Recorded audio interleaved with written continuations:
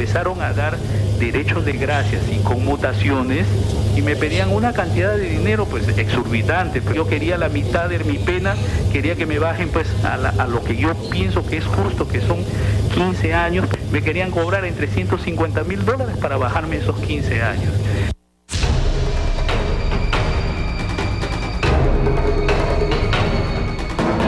A finales del año pasado, cuando la comisión que investiga algunos actos presuntamente irregulares realizados por el gobierno de Alan García Pérez empezaba a investigar el asunto de los indultos y las conmutaciones a narcotraficantes, se topó con el caso de un sentenciado por tráfico de drogas que denunció que funcionarios de la gestión pasada le habían cobrado decenas de miles de dólares para conseguir que el ex jefe de Estado le rebaje algunos años de su condena.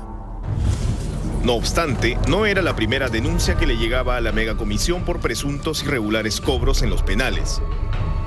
En noviembre del 2012, una importante funcionaria de la Comisión de Indultos, la ex secretaria técnica Noelia Roxana Gómez Paulet, declaró ante la megacomisión que un preso por tráfico de drogas del penal del Lurigancho había denunciado a 2 promotores de gracias presidenciales por haberle cobrado dinero en el gobierno pasado para gestionar su pedido de conmutación. Sin embargo, la denuncia no prosperó porque el interno se negó a formalizarla por escrito, seguramente por temor a represalias o por la imposibilidad de probar lo que decía. Sobre supuestos, sobre especulaciones no se puede condenar a una persona, pero en el supuesto negado que hubiera un funcionario que actuó indebidamente, que se le identifique y se le sancione, que todo el peso de la ley caiga sobre ello. Pero se podría pensar, hasta los adversarios políticos, de que el presidente García pudo conocer de esos hechos irregulares, por favor. No obstante, el informe final de la megacomisión sobre indultos no responsabiliza al expresidente García por esas presuntas coimas. Sí presenta indicios de que dichos cobros pudieron haber sido práctica en las tareas de reducción de condenas e indultos del gobierno aprista. Y uno de los que ofreció detalles sobre lo que pudo haberse convertido en una suerte de negocio de indultos es un condenado por tráfico de drogas que fue testigo clave y colaborador de la justicia en los casos más grandes de narcotráfico en el Perú. Cuando veo que en el gobierno de Alan García empezaron a dar derechos de gracias y conmutaciones, como si esto fuera pues una regalía, o como tú puedes dar a quien fuera, o cuánto vale cada derecho de gracia o cada conmutación, prácticamente yo con eso me sentí ofendido. La voz que usted escucha y que en exclusiva presenta ahora Es Noticia, le pertenece a un recluso del penal de Piedras Gordas, que fue un importante informante y colaborador de la DEA norteamericana y de la DIRANDRO, y que fue testigo clave en casos famosos llevados a cabo por la Procuraduría Antidrogas. En noviembre del 2012, tomó contacto con asesores de la megacomisión que estaba investigando las gracias presidenciales del quinquenio anterior, y el 6 de diciembre, miembros del equipo asesor recogieron su testimonio. El audio salió del penal Piedras Gordas. Cuando este programa supo de quién se trataba, buscó al abogado del interno, el doctor Ernesto Veratudela, para constatar esta información. Posteriormente, Es Noticia obtuvo la confirmación, escrita, del propio recluso, y es así que revelamos su identidad. Se trata de Óscar Benítez Linares. Él me contó que en el pedido de conmutación de la pena que se hizo, tuvo una reunión con gente de esta comisión y le ofrecieron pues hacerle el servicio de conmutarle la pena, es decir, rebajarle la pena que tiene de 20 años a una menor para que él pueda salir porque tiene más de 10 años de carcelería él, por dinero, ¿no? A cambio de $10.000 por cada año que le rebajaron. En efecto, la misma información fue la que le proporcionó Óscar Benítez al equipo de la comisión investigadora. Pero escuche más. Ni bien empezó ese sistema, porque en Lurigancho también tengo encausado, tengo amistades, empezaron ya a correr la bolsita, a decir que cómo es, que cuánto vas a poner, que acá tenemos a la gente, que ya tenemos a tal persona. Topé algunas puertas, tuve algún acercamiento con gente también entonces, y me pedían una cantidad de dinero pues exorbitante, pues por cada año que me iban a bajar $10.000, y yo quería la mitad de mi pena, quería que me bajen pues a lo que yo pienso que es justo, que son 15 años, porque eso es lo que yo pienso que debía haber estado preso. En todo caso me faltan 3 años más, dije yo, 15, ¿cuánto me va a costar eso? Me querían cobrar entre $150.000 para bajarme esos 15 años. Enseguida, Benítez le menciona al congresista Tejada de la imposibilidad que tenía de pagar esa suma de dinero. $1.000 por año. Inmediatamente me sentí indignado, tanto es así que usted verá que dirijo una carta al presidente de la República, haciéndolo ver y explicándole, en pocas palabras ya no sabía cómo escribir y decirle, oye, ¿sabes qué? Aquí están cobrando y cuánto está costando. O sea, está claro mis cartas. Luego se refiere a que en otros penales también se habría repetido esa misma situación y le pregunta por el funcionario del Ministerio de Justicia que presuntamente recibía esos fondos. Esto fue lo que dijo. Igual en el gobierno pasando al gobierno de Alan García, también me enteré de otras personas, narcotraficantes, no de una sola vez, que han tenido 1 o 2 ingresos, que no solamente han salido, sino otra vez se han vuelto a regresar, han regresado, y de esos hay muchos. Y como también colombianos, mexicanos que también hicieron sus cosas, digamos, vamos a ponerlo así, como las que yo tenía conocimiento, su bolsita, que han pagado y se han ido con su conmutación. No, yo aún esto me voy a mantener con la reserva del caso.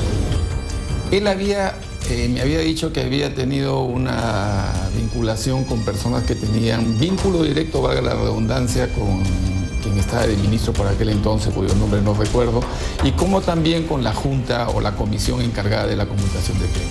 Yo no quiero hablar de nombres porque no recuerdo con exactitud, pero la versión que él me dio a mí en ese tiempo. He llegado al ministro por intermedio de tales personas, lo conozco de hace tiempo, él decía por razones de vínculos de ser del mismo lugar. Benítez es natural de Tarapoto, pero este programa ha conocido que la información que tendría que ver con otros funcionarios del Ministerio de Justicia, sean o no coterráneos, es manejada aún en estricta reserva por la comisión investigadora. ¿Tienen o no asidero las declaraciones de este interno?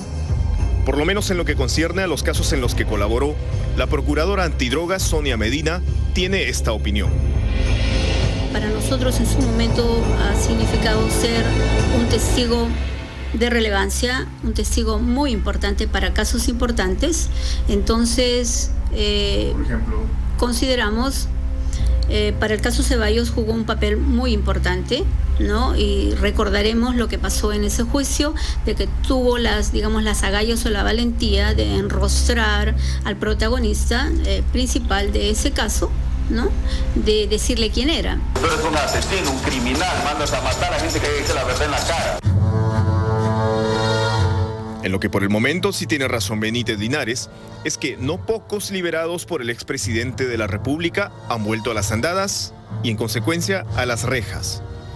Según cifras oficiales del Ejecutivo ofrecidas este jueves, de los 4.682 delincuentes que se fueron a su casa tras verse beneficiados con la rebaja de sus penas, 160 han vuelto a prisión, y gran parte de ellos por traficar, otra vez, con droga. El interno Benítez Linares pidió la conmutación de su pena en diciembre del 2009 con este escrito dirigido al entonces presidente Alan García. Insistió en julio del 2010 y luego lo hizo ante la Comisión de Gracias Presidenciales en junio del 2011.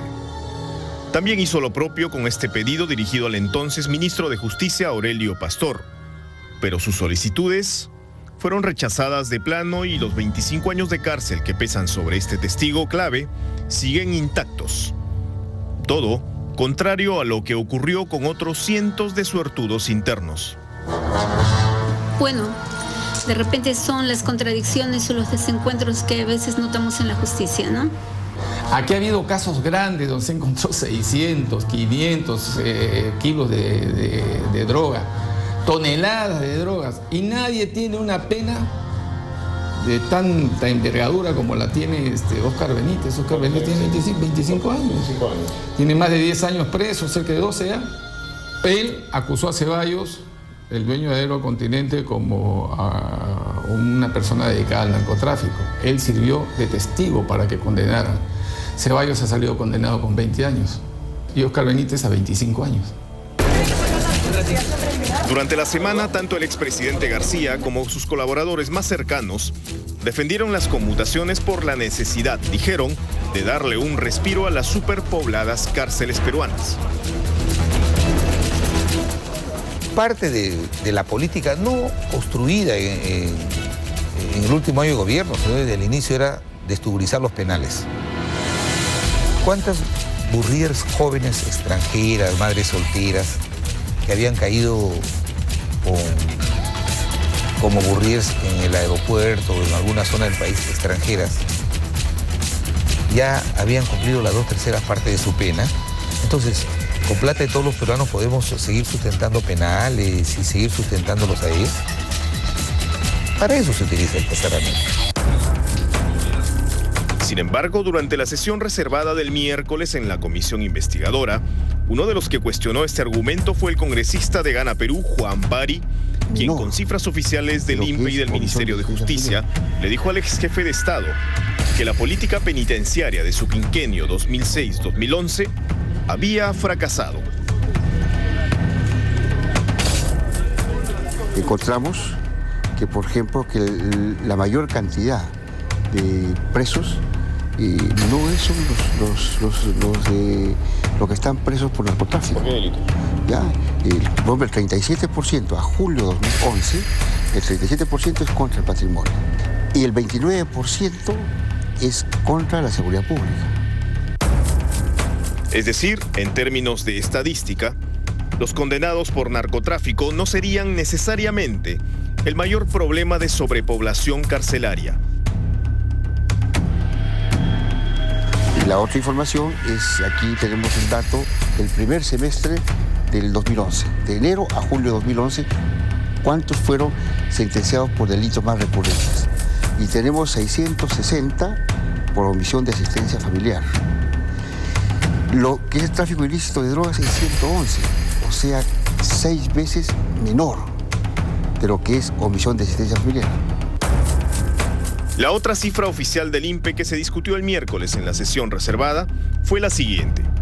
En el 2006, la población penitenciaria era de 35.835 reos. Y en el 2011, al final del gobierno aprista, pasó a ser de 52.700.